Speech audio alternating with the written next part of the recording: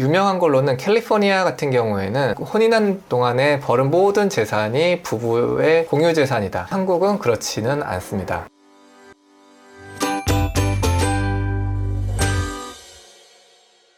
안녕하세요. 18층 변호사들의 유광훈 변호사입니다. 법무법인 시우에 있고요. 저희 법인은 가정법원장 출신 김대희 변호사님, 그리고 국제이혼 사건을 많이 하고 계시는 류승호 변호사님, 그리고 이혼 사건을 또 많이 담당한 이지인 변호사님 등 전문가들과 함께 여러 이혼 사건들을 다루고 있습니다. 한국에서 이혼할 때 모든 재산이 분할되는가, 어떤 재산들이 분할되는가 한번 살펴볼 텐데요. 유명한 걸로는 캘리포니아 같은 경우에는 혼인한 동안에 벌은 모든 재산이 부부의 공유 재산이다. 헐리우드 배우들과 이제 결혼한 배우자들은 그 사람의 노력으로, 그 사람의 업적으로 이룬 모든 성과물이 결혼한 동안에는 절반께 자신이 되는 거죠. 한국은 그렇지는 않습니다. 하지만 그와 비슷하게 돌아가기도 하죠. 자, 한번 살펴보겠습니다. 재산 분할을 하는 이유는요, 부부가 공동생활을 하면서 같이 만들어온 자산이 있지 않겠습니까? 그 자산을 공평하게 나눠주기 위해서예요. 근데 어떤 자산은 남편 명의로, 어떤 자산은 아내 명의로, 어떤 자산은 공동 명의로 되어 있겠죠. 따라서 이것들을 나누는데요, 명의가 무엇인지는 중요하지 않습니다. 물론 명의가 무엇인지 소송할 땐 중요하죠. 왜냐하면 이게 내 거다 라는 것에 대한 어느 정도의 정황이 되니까요. 근데 여기서 말씀드리는 것은 명의가 무엇이든 간에 남편 재산은 남편 거고요, 아내 재산은 아내 거고요, 공동 재산은 나눠 가지는 겁니다. 자, 그러면은 실제로는 남편 건데 아내 명의로 구입했다. 그럼 남편 겁니다. 입증할 수 있으면요.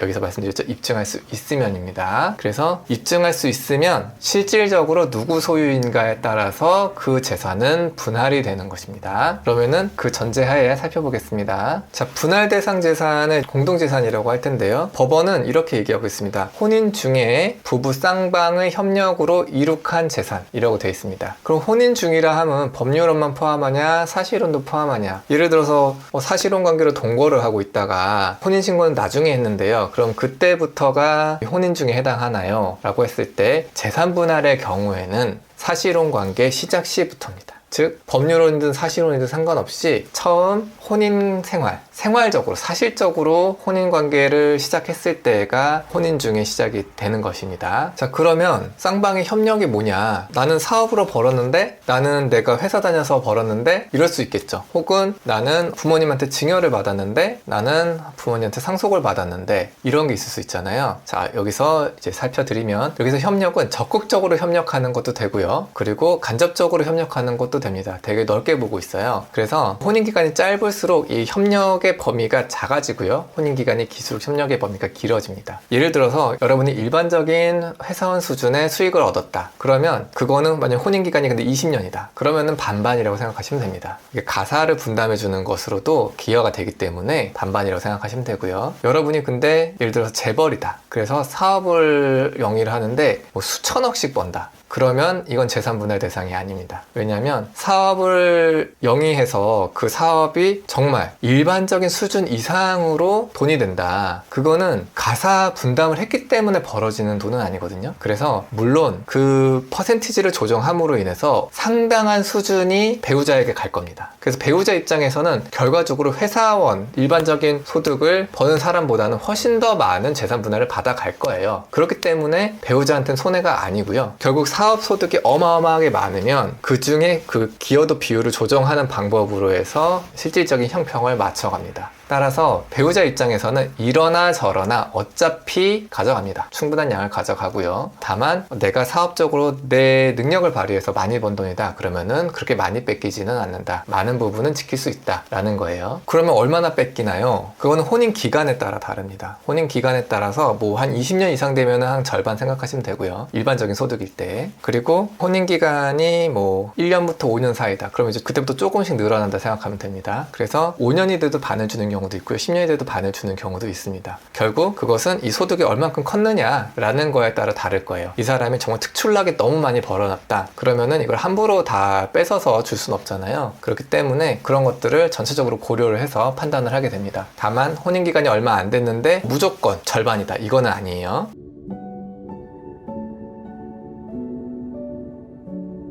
내 재산을 최대한 지키고 싶다. 그러면 내가 혼전에 가지고 있던 재산이 공동재산과 섞이지 않게 하는 것이 가장 좋은 방법입니다.